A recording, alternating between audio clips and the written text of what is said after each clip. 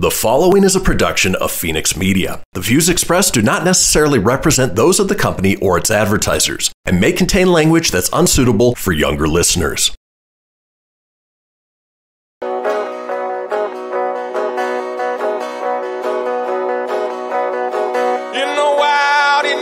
Near the silver mines, there's a kind-hearted woman. She's looking so fine, always taking care of her community. Bringing folks together is her cup of tea. She's out on the road and all over the web with a big smiling heart. It's About Town Deb. And welcome to this week's episode of City Talk. And I am About Town Deb, Debbie McCarthy, your host. So happy to be back here. I am home. Usually I'm all over town, on the road. But today I'm right here in my little studio at home. And my good friend, Bill Brown, author, amazing, anchorman, everything, expertise, amazing friend, good dad, community leader, Bill Brown. Hello. Hello, how are you? I hope you're feeling better. I am feeling better because you're with me. That's why. You smooth talker. I learned from you, listening to you many years on TV, being a smooth talker. I know, I have to learn from somebody, so... But I want to say thank you for rescuing me, because we were, just to be out in the open, we were going to be at Engine 8 because Wednesday night is my hometown heroes. They're having an amazing fundraiser at Engine 8 Urban Winery in Sparks. So if you're out and about and you want to stop by, I'm sure they love any extra donations. My hometown heroes. So, but instead, I've kind of decided the last week that I needed to take some Debbie downtime because there's so many events that have been going on. And I just kind of thought, I don't have to be everywhere all the time, and I don't have to be at every event because I have amazing partners in the business community like Dorinda's Chocolate. So I really want to, before I even thank my sponsors, I want to thank Amber Hill with Dorinda's Chocolate, the GM, because she literally said, what can I do? I know you want to take a break. So she went up in the balloons for me. So she represented About Town Deb in the balloons. Oh, and we had her launch at the Shore at the Renaissance in Reno downtown. The Shore is a beautiful. Have you been to the Shore restaurant, Bill?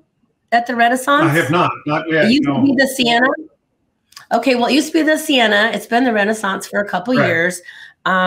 They have my wine, my About Town Deb red wine by Crystal Basin. So we launched it, and Amber brought chocolates. So we had chocolate and wine. And then after that, I decided I'm going to take a little breather, kind of overdid it. So anyway, we had the balloon races. We had the camel races. The rib cook-off was before that. So there was so many things going on.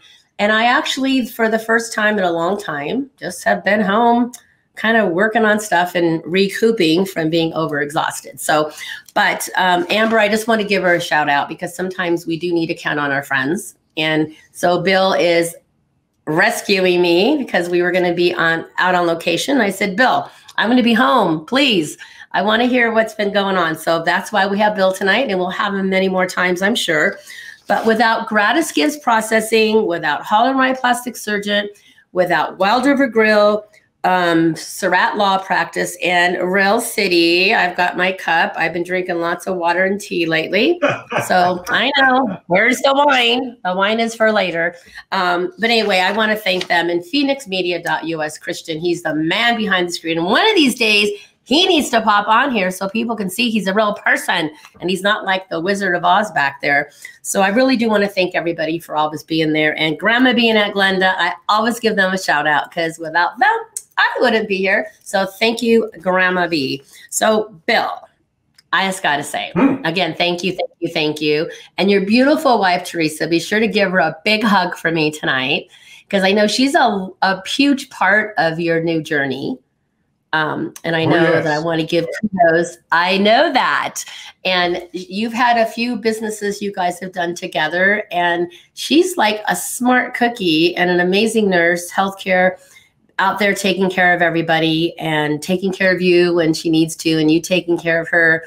And I love the fact that you are so good about sharing how amazing and incredible your love is and your family is. And I think more people need to be open about that. You know, it's okay that, you know, you cook and you write and I love it. So I want people to know the family, Bill, as well as the news anchor and as well as the author. Who would have thought? So Bill, tell us a little bit about your background before we go into the second segment. I wanted them to know how amazing you are. Well, first of all, you talked about Teresa being a fantastic nurse. She is. She saved my life 5 times because I had a problem with my tubes in here. And 5 different times she was there and pumped everything out, Heimlich. So we've gotten that taken care of. But she is my guardian angel. There's no doubt about that. And she's a wonderful person. She has her own company going now. I want to hear. We'll make sure we talk about that. We'll do that towards the end. But I was in the business for 40 years. I anchored for 35 years. And like you were talking about, I wrote this book 40 years ago. And then when the pandemic hit, everything just took off because I was inside. And you were typing away. Your mind was going 100 miles an hour. Yeah. I just can't believe that so 40 years ago, tell us a little bit about, before break, once again, a tiny bit, how that 40 years ago, what was on your mind to say, I want to write this book way back then? I'll tell you exactly what it was. I was living at my folks' home, and actually it's more than 40 years. It's closer to 45 or 46, maybe 48. I'd seen the movie Jaws, and I thought, people are afraid to go into the ocean. What would make them afraid to do something else? And I hit on the idea for the novel that was called The Beast at that time, but has since been retitled. Well, it's almost break time. So we're going to keep that beast at hand right now. And we're going to take our first break. And we come back, we're going to hear more about Bill and these amazing adventures. Because I hope that you will share a little bit about, like, I want you to read a clip of something, because I'm telling you, when you read it, you feel like you're right there. And I want people to feel that excitement and the scariness of that you created all in your beautiful mind. So we'll be right back. It's City Talk with About Town Deb and Bill Brown. Hang tight.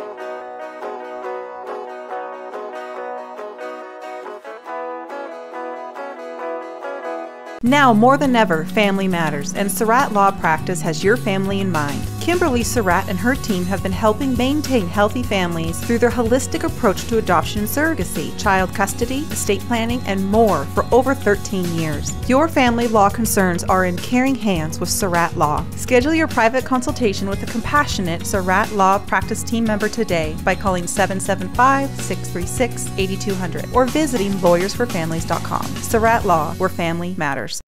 That'll be $73.11. Do you have a charity that I can donate a buck to? You just did. But I didn't select any option. It happened just by using your credit card. We recently changed our payment processing to GratisGives, who not only saves our company a ton of money on processing fees, but also donates a portion of every purchase to a participating local nonprofit. Why doesn't every business do that? If they switch to GratisGives like we did, they can. Achieve real social change by contacting GratisGives at 855-464-7284 or online at gratisgives.com. Don't miss all the fun and excitement at the new Rail City Casino. Play over 40 new hot penny slots, plus double down during the Party at the Pit Blackjack every Thursday through Saturday from 6 p.m. to 1 a.m.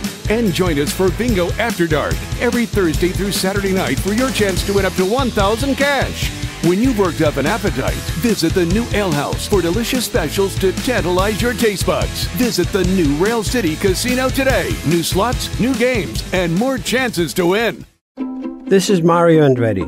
You know me as a race car driver, but I'm also a Meals on Wheels volunteer. I've raced against the sport's biggest personalities, but I've never met more vibrant, amazing people than the seniors served by Meals on Wheels. You can make a difference by dropping off a hot meal and saying a quick hello. So, America, let's do lunch. Volunteer your lunch break at americaletsdolunch.org. This message brought to you by Meals on Wheels America and the Ad Council. People been saying to your friend, get a different face, and posting on their feed, they're super ugly. The things they say to them online are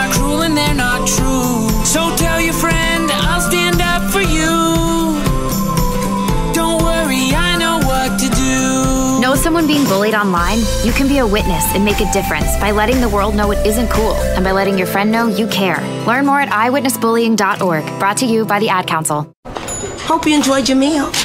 And I just want to say, he's lucky to have a brother like you. Lucky? Caring for my brother is far from easy. But he's a part of me, like my arms and legs, so I'll be his. No time for tired. Nothing can disable this love. He needs me, but I'm the lucky one, even though I need help now and then. If you're caring for a loved one, visit aarp.org/caregiving for care guides and community. Support for your strength. Brought to you by AARP and the Ad Council. You're listening to Fenix Media. Listen live and explore more great shows at phoenixmedia.us. She's out on the road and all over the web with a big smiling heart. It's About Town Deb. My town, your town, or any town, this is About Town Deb presents City Talk. Now, back to the show. And welcome back. It's About Town Deb, Debbie McCarthy with City Talk. And I'm so honored to have Bill Brown on the set today. I'm sorry, just get used to it. Because, you know, you are, you know, the people who don't know, who have not lived in Reno, you are the Bill Brown. And now you are the author, Bill Brown. And I was telling Grandma B, my mom, I said, oh my God, for Christmas, I need to get her your whole series, because literally she loves like spooky stuff and loves that kind of mysteries and the paranormal. How do you say paranormal? How do you say that? Paranormal? Paranormal.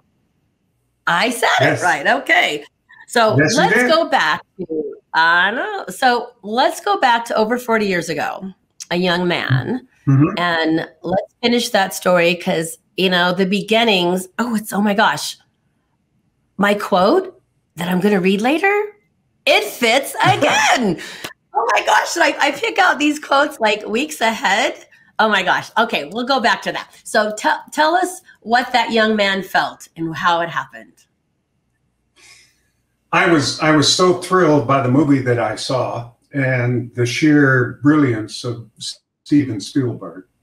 And I was kind of interested in some of the legends around here. So I would sit in the evening after work and I'd type on an old typewriter on my bed in my parents' home. Yeah, oh yeah. And my mom would come by and she'd say, what are you writing? I'd say, I'm writing about this. And she said, well, why don't you write about something you know? And that turned out to be the greatest advice I ever received, because I took the ideas that I had and over the years learned dialogue, learned from interviewing people, learned how to create situations.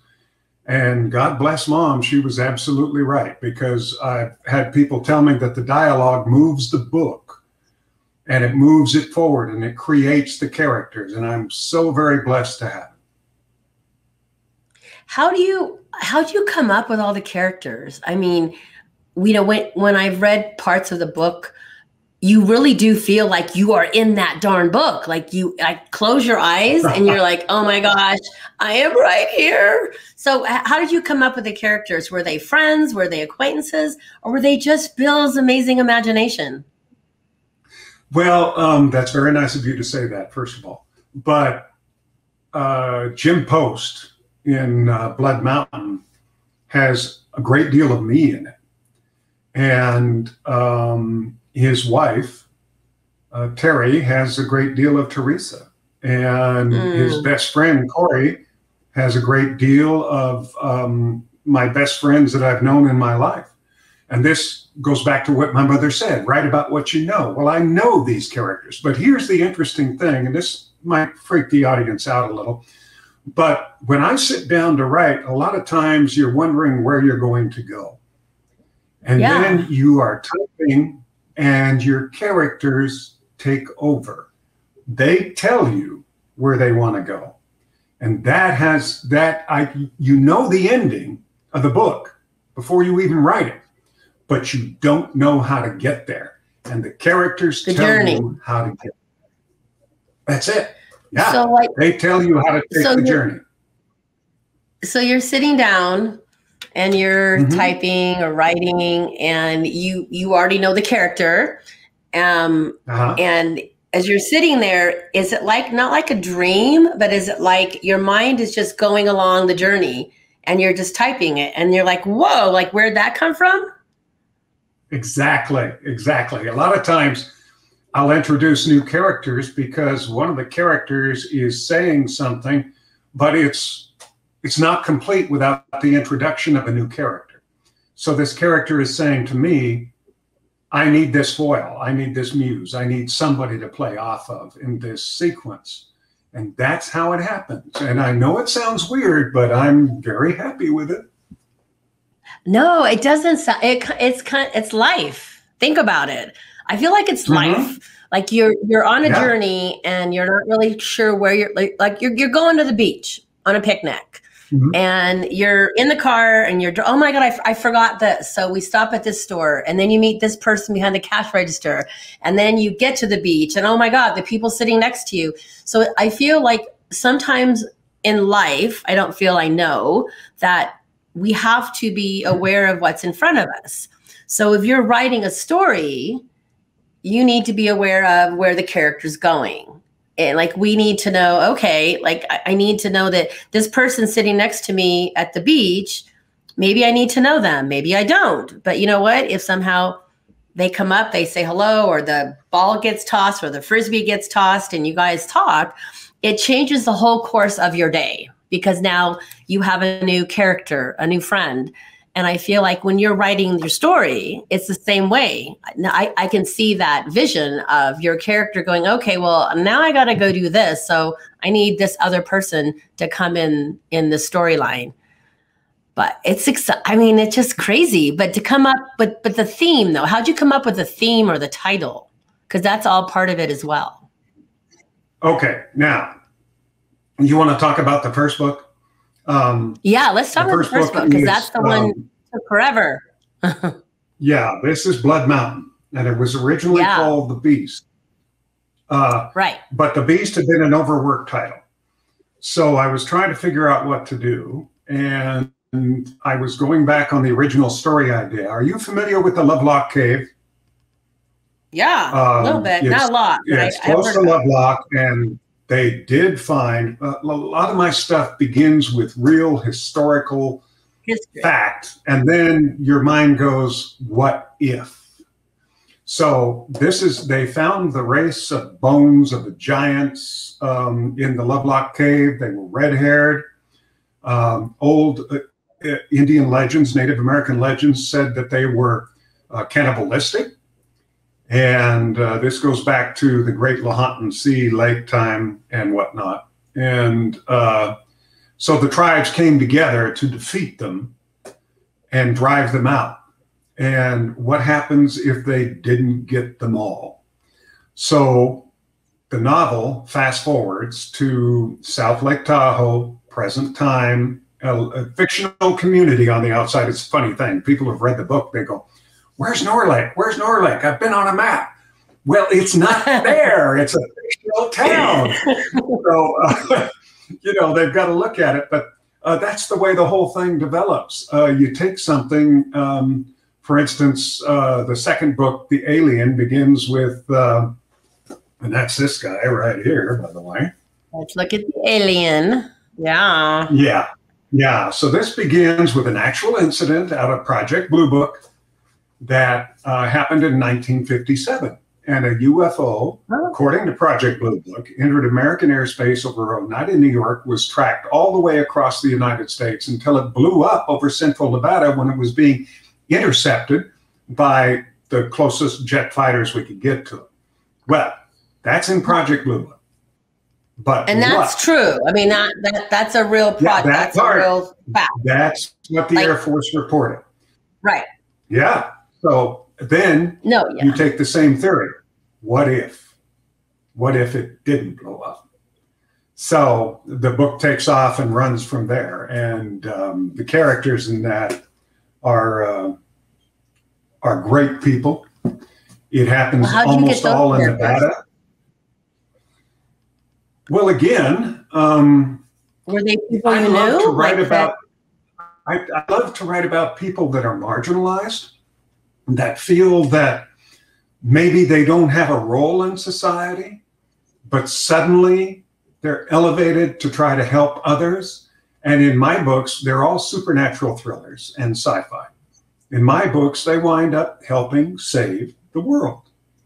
So it's to let people know that no matter who you are important, and you are singular in this universe. There is no one else like you, and you can do good things. You know what? I'm going to read my quote. I'm telling you, I give goosebumps. I have to read the quote because this is so today's show. I just hit my little bells on here. Okay, here you go. I never regret anything because every little detail of your life is what made you into the you are in the end. Drew Barrymore. So I wrote, remember to enjoy the moments on your journey, and you, if you are listening, are your very, very best. But think about that quote. I'm telling you, I already had it printed. I did not know that we were going to be even talking in this realm today. But I feel like I am so blessed because it's like my intuition picks these because I think, okay, I have all these quotes to pick from. And I literally spent an hour and I'm like looking, nope, that one. Okay, put that there. And I do this every week to make sure that when I prep that I have a quote that means something to me. And every single time when I'm on my show and I do this, it fits. The universe is amazing sometimes. So anyways, I'll look for a break. So we're going to take another break, and we come back. We're going to dig a little bit deeper into some of your other characters. So it's City Talk with About Time Deb and Bill Brown. We love you. So hang tight, and we'll be right back.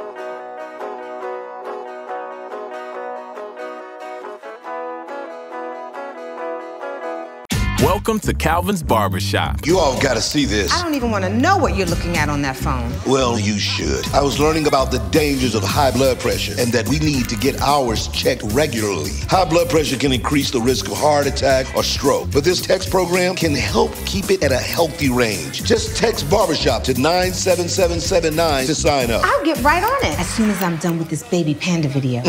Text Barbershop to 97779. A message from the American Heart Association and the Ad Council. That'll be $73.11. Do you have a charity that I can donate a buck to? You just did. But I didn't select any option. It happened just by using your credit card. We recently changed our payment processing to GratisGives, who not only saves our company a ton of money on processing fees, but also donates a portion of every purchase to a participating local nonprofit. Why doesn't every business do that? If they switch to GratisGives like we did, they can. Achieve real social change by contacting GratisGives at 855-464-7284 or online at gratisgives.com. I spend a lot of time in the backyard, and I'm the center of attention at summer barbecues. In '96, I made some of the tastiest s'mores.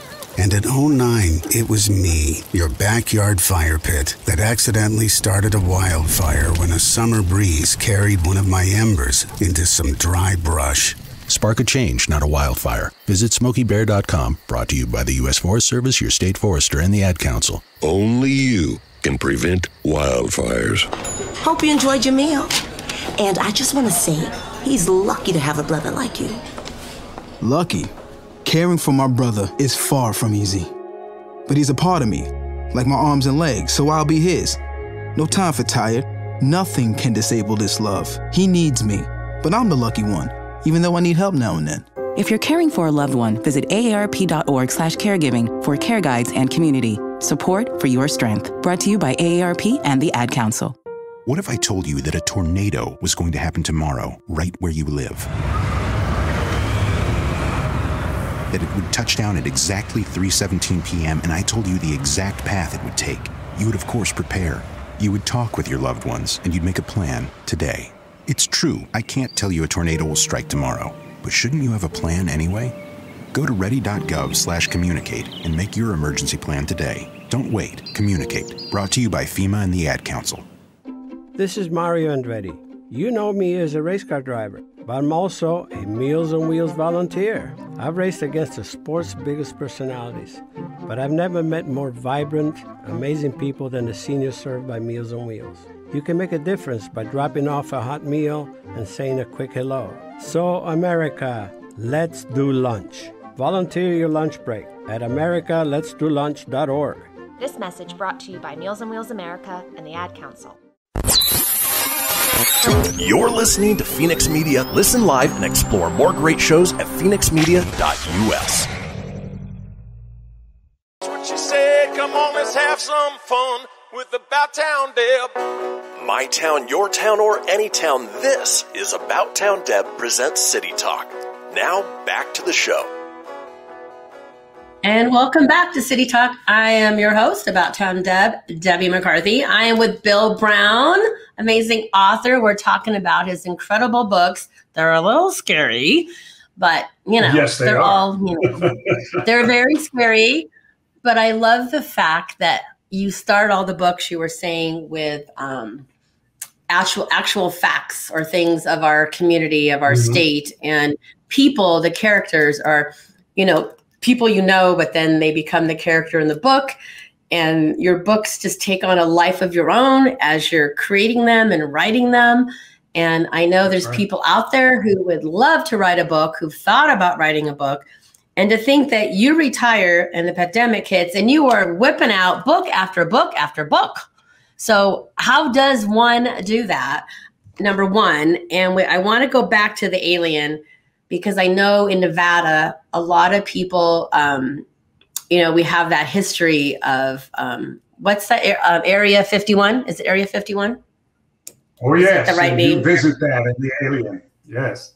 I have, yeah. See, I've never been there, but I'm going to tell, I don't know if I should even tell this. Well, it's been a long time.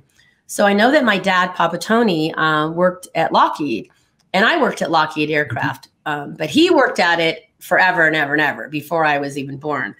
And right about that time that you're talking about, he would, and I could talk about this because it's not secret anymore, but they would literally take his engineering team and his crew from Lockheed in Burbank, and they would put them on an airplane, not tell them where they're going, and they would fly them somewhere. They would go in somewhere, and he never was allowed to tell us where he went. And he would work there, and he would be there for a couple days, and then he'd come home, and he would just say, we were on location or whatever, trapped, whatever. And he never could tell us because it was all top secret. And Papa Tony's a good secret keeper. But when it was all released, he did say a little something. He was saying that he had a piece of material that he brought back. And you're not supposed to, a little tiny piece. And he put it in his toolkit. And way back when, years ago, it was in Hemet, and somebody stole the toolkit when his garage was open, his big thing. And he was so bummed because he said, I don't care about anything else. But it was a piece of history that I had. And whoever got it wouldn't know what it was.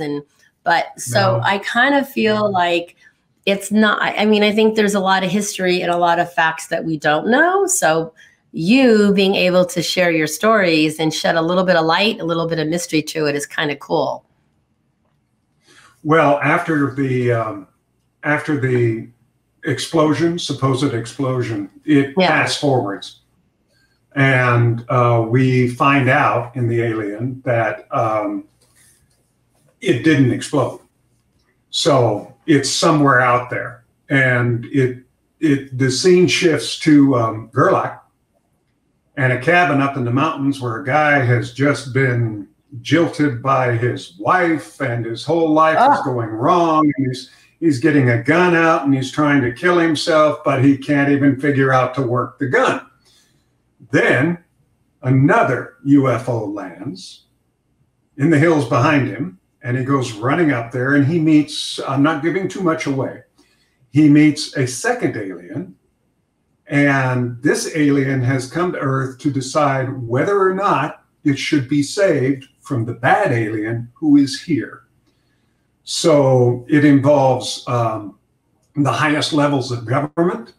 It involves fantastic chases, shootouts in Vegas casinos, attacks on Los Angeles, and a final pivotal battle over the Arctic, the North Pole, which the alien is trying to influence the climate.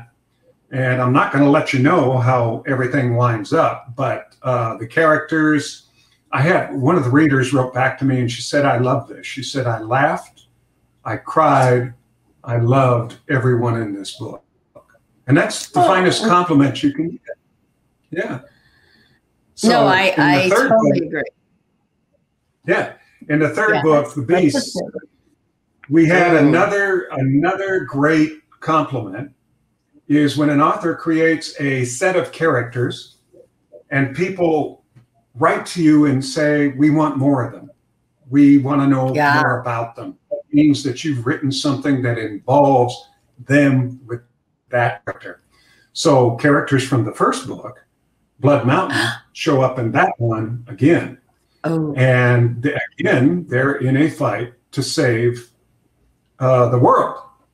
But here's where we introduce a very strong Native American influence. This takes place, and we also did in Blood Mountain, but this takes place in Chicago, where Native Americans are being forced off of what little land they have left by evil developers, and good developers are being killed. And then this special forces intervention team, which is the characters from the first one, have to go in and solve the problem. And this one is probably more scary than any of them because it's right up front. And but those characters continue, and they come back in the one which is coming out, which will be out soon, called It Waits. And I don't have a book to show you. But this time, and It Waits, the sixth one, they are down at the Great Navajo Nation, where the same problem is happening, and they have to solve the problem. Here's the interesting thing, though. The members of this, they're all either Green Beret or Jim Post, who from the first book is not Green Beret, but he's brought in to handle all the government things that the Green Beret team has to handle. The Green Beret team is composed of a full-blooded Apache, a full-blooded, not a Navajo, but there's a full-blooded Sioux in it. And then there's an African-American in it, and they're all Green Beret. And they have to fight this thing. And that final book, by the way, features an appearance by Old Scratch. You know who that is? No, who's that?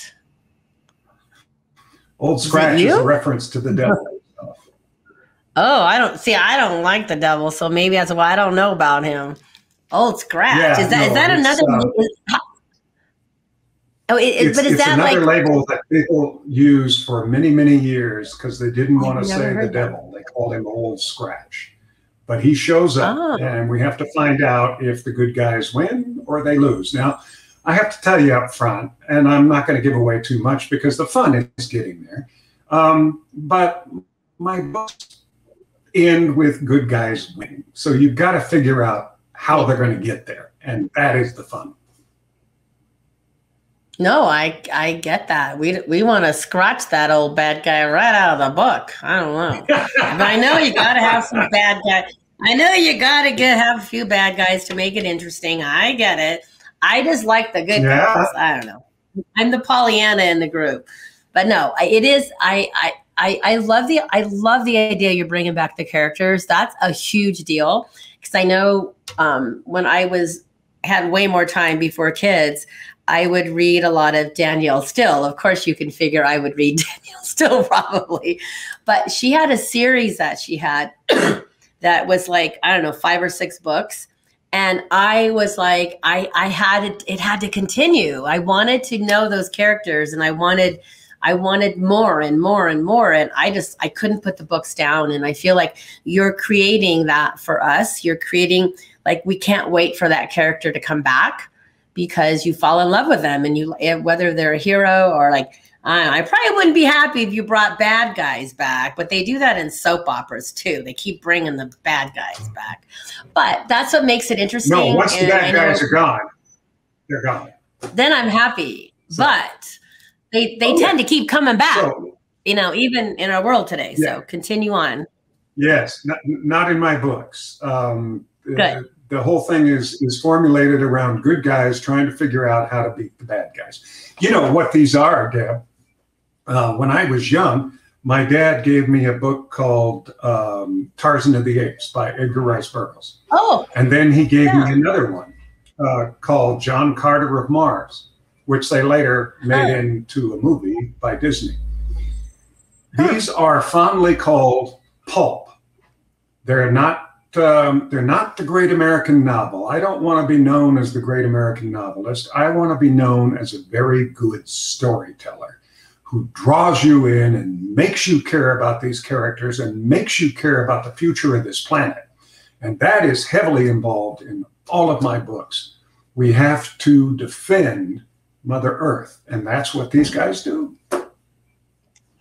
Oh, that's even better. So not only are you entertaining us, we're getting a good lesson on how to take care of Mother Earth and how to be really good people. And I feel like no matter how old we are, from the beginning to the end, we always could use that reminder about, hey, this is our place. This is our Earth.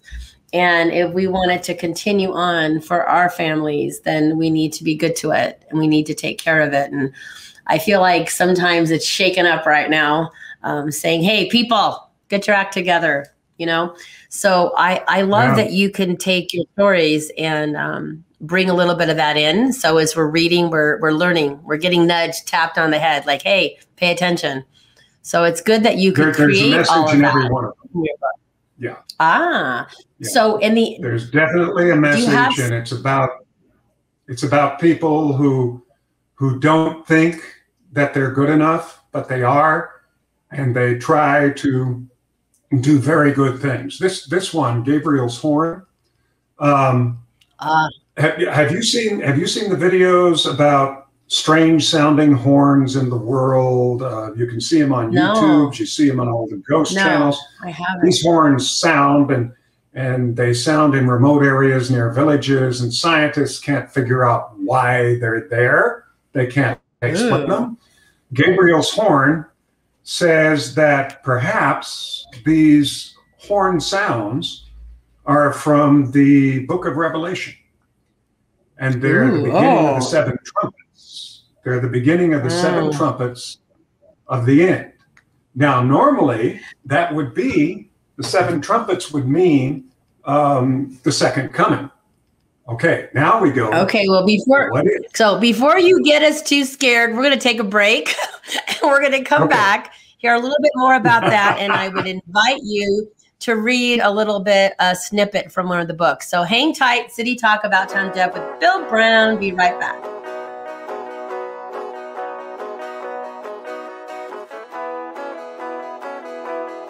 Now more than ever, family matters, and Surratt Law Practice has your family in mind. Kimberly Surratt and her team have been helping maintain healthy families through their holistic approach to adoption and surrogacy, child custody, estate planning, and more for over 13 years. Your family law concerns are in caring hands with Surratt Law. Schedule your private consultation with a compassionate Surratt Law Practice team member today by calling 775-636-8200 or visiting lawyersforfamilies.com. Surratt Law, where family matters. Don't miss all the fun and excitement at the new Rail City Casino. Play over 40 new hot penny slots, plus double down during the Party at the Pit Blackjack every Thursday through Saturday from 6 p.m. to 1 a.m. And join us for Bingo After Dark every Thursday through Saturday night for your chance to win up to $1,000 cash. When you've worked up an appetite, visit the new Ale House for delicious specials to tantalize your taste buds. Visit the new Rail City Casino today. New slots, new games, and more chances to win.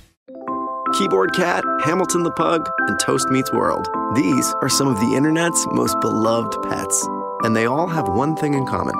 Their stories started in a shelter. Start your story. Adopt a dog or cat today. Visit theshelterpetproject.org to find a pet near you. Training that pet to play the keyboard, that's optional. Start a story. Adopt a shelter or rescue pet today. Brought to you by Maddie's Fund, the Humane Society of the United States, and the Ad Council. Okay, what are you wearing right now? Nothing. That's right. So mommy's gonna teach you how to dress yourself. Underwear always comes first, name tag at the back, then pants, then shirt. Get the first button in the right hole or you have to start all over. Socks going first, then shoes, right on right, left on left. With shoelaces, just take the ends, cross them over, switch the loops, the rabbit goes down the hole, pull tight, and you're left with bunny ears. Got it? Why are your pants on your head? Most parenting is hard to do in just 2 minutes. But 2 minutes twice a day making sure they brush their teeth is easier, and it could help save them from a lifetime of tooth pain. Visit 2min2x.org to find out more. A message from the Partnership for Healthy Mouths, Healthy Lives, and the Ad Council. How's it going? I'm having a stroke. Are you going to shake my hand? I'm having a stroke. Wow, you're not even moving your arm. I'm having a stroke. When someone is having a stroke, they may not be able to say it with words, but their body language will tell you loud and clear. Look for FAST. F, face drooping. A, arm weakness. S, speech difficulty. T, time to call 911 immediately. Know the sudden signs. Spot a stroke fast. Visit strokeassociation.org. Brought to you by the American Stroke Association and the Ad Council. The storks are bringing me a baby brother. We can do this together. All right, let's go. Storks know how to keep kids safe. Do you? What? Oh my gosh, you don't know. I know. You don't. Oh man, you laugh when you're uncomfortable. No. Making sure your child is in the right car seat is one of the steps to safer travel. I will rock this. You will rock this. To know for sure that your child is in the right car seat for their age and size, visit safercar.gov/the right seat. Cool. Very cool. Brought to you by the National Highway Traffic Safety Administration and the Ad Council. You're listening to Fenix Media. Listen live and explore more great shows at phoenixmedia.us. Help from her toes to her head. Just give her a shout. Call About Town Deb.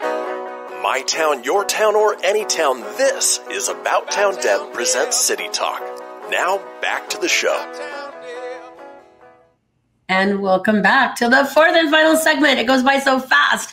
Bill Brown, I'm so happy that you're joining me today. I kind of like being at home. Oh, before I forget, so you see there is an open spot here. This is really heavy, and this is going to be going up next. And it says, with love from Reno. And Brianna Dolan. Yeah, look at this. I'm going to hold it still for a minute. With love from Reno. Brianna Dolan is an amazing artist, and her dad is an artist. They moved to the area. She is actually married to one of the Dolan's nephews. I think she's a nephew to the Dolan. And they have a new art gallery, Reno Art Collective, downtown. Mm-hmm. And they're bringing lots of good art to our community. So I'm excited. And she gifted me that. She was on the show, and that will be up here, somewhere here, right there. I just haven't put it up yet because I just haven't. I'm a procrastinator. A little thing about Deb, I am a procrastinator. But I don't think Bill is a procrastinator because you get things done. So let's go back to finishing up what you were talking about because it was a little scary. And let's talk about that. And then I'm going to have you read a snippet. So let's go back to your last book. Well, we went through Gabriel's Horn, and you like the fact that my novels deal with things that happen today. This is the fifth one, and it's called The Ghost Within. And it's, I don't know if you know this or not, but this actually happened. Again, we begin with a fact, and then we let the mind just go and go. Scientists in Morocco recently discovered a race of humanoids that pre-exist man. They are in no way related to man. So they are trying to, and they're not Neanderthal, they're nothing. They are completely unknown, but they say they existed. So the book takes off from there. And as they bring this back and they're doing samples for the Smithsonian in Washington, and they're doing their scrapes for the DNA, something is released which is not friendly. And this, once again, it's the catch line on it is sometimes there are places science should not go. Sometimes there are things that should not be known.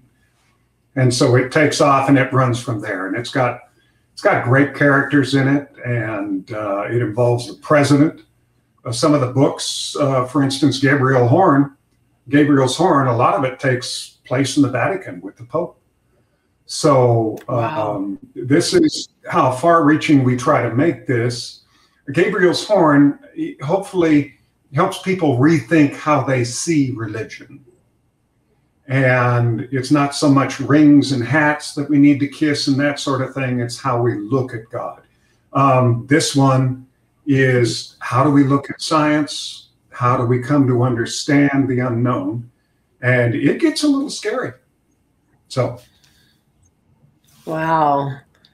Geez, it's a little uncomfortable. I don't, but see, I'm a little bit edgy. It's like, but I like the idea that you're making us uncomfortable. I feel like I like staying in my little box. I like being in my little bubble. And every now and then I'm forced to get out of my bubble, and I'm not happy about that. But I always learn something when I get out of the bubble. But I would feel safe knowing that if I'm reading your books, I know at the end I'm going to be okay. I'm going to be okay, and we're all going to be okay if we pay attention to what you're saying and be open to our own imagination. It's just to be open to it. I'd love you to read a little snippet and tell us which snippet you'd like to read, and I want to hear it. I want to sit back and just close my eyes and listen. So, what snippet? Okay. Well, this is from the 7th book novel, but it's a collection of short stories, and they're all supernatural thrillers. But again, they all have messages. And this concerns a guy by the name of Hank, who's driving to a Northern California town where he's going to try to help them develop. He's tired of living in San Francisco. He wants to find a place where clients can come to him that's near the ocean, maybe over a cliff, and he can build a studio. But he's driving late at night. And as he's going down the road, we've all heard the urban myth, the legend of the lady in white walking along the highway, and nobody knows who she is or if she's threatening. Many towns have these. But once again, this takes a legend like that and tries to make a point. Let me see if I can find, sorry about the glasses. I am in my 60s, by the way. So am I. So he's driving down the road, and it's almost midnight. And against his better judgment, he's worried about her because he's a good guy.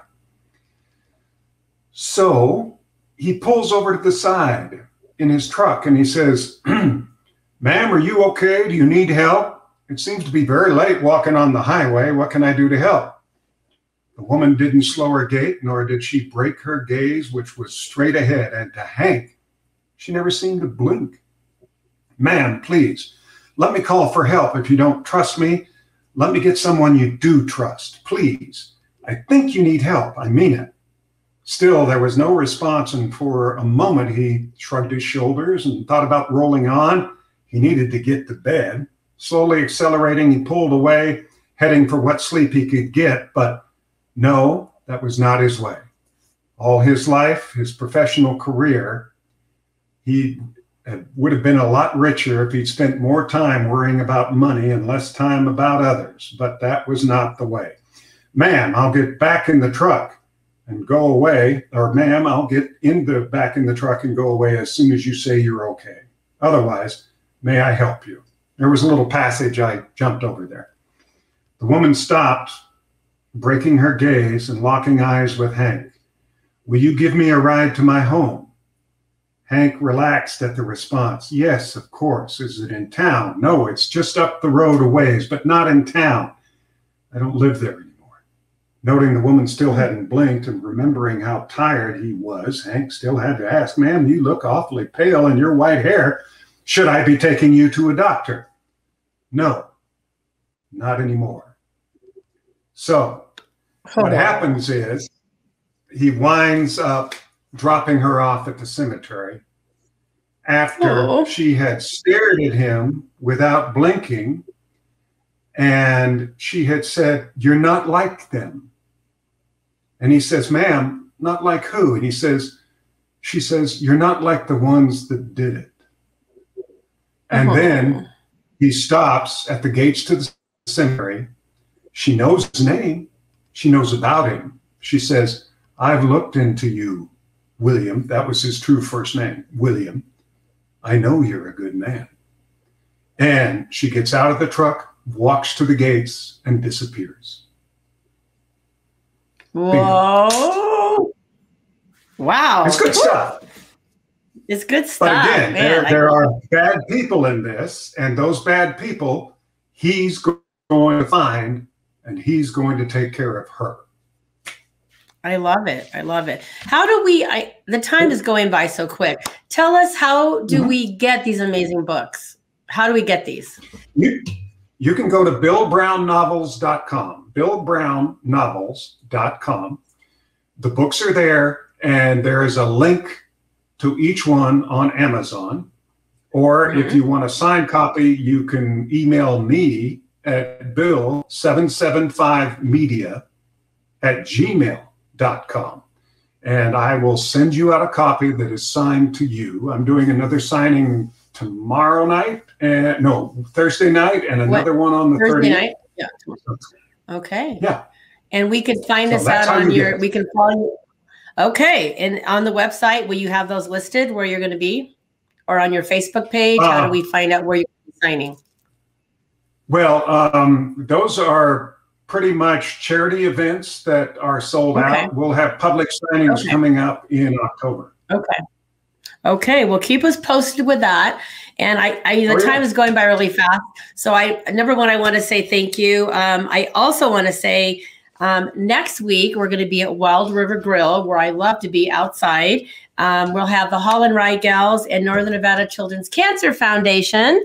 They've got lots of stuff coming up, and this is from September to February. Anything donated will be doubled by the William N. Pennington Foundation grant, including my wine. So if you go to abouttowndeb.wine and you buy a bottle online, instead of $1 of every bottle, $2 will be donated to the Children's Cancer Foundation. And if you want to buy them in person, Dorinda's Chocolate, Dulce Vita Spa, Chewy's, Noble Pie, Record Street Brewery, The Show, Sierra Food Market, Urban Market, and Record Street Brewery. So you could get your wine. You can go to About Town Deb on my Facebook page. I love you guys. There's lots of events coming up. Just check my page. About Town Deb, Debbie McCarthy, and Bill. Thank you. I'm sorry. Give Teresa my love. We'll have you back. Maybe we'll get her on as well. I love you guys. It's About Town Deb and Bill Brown. See you next week. About Town Deb.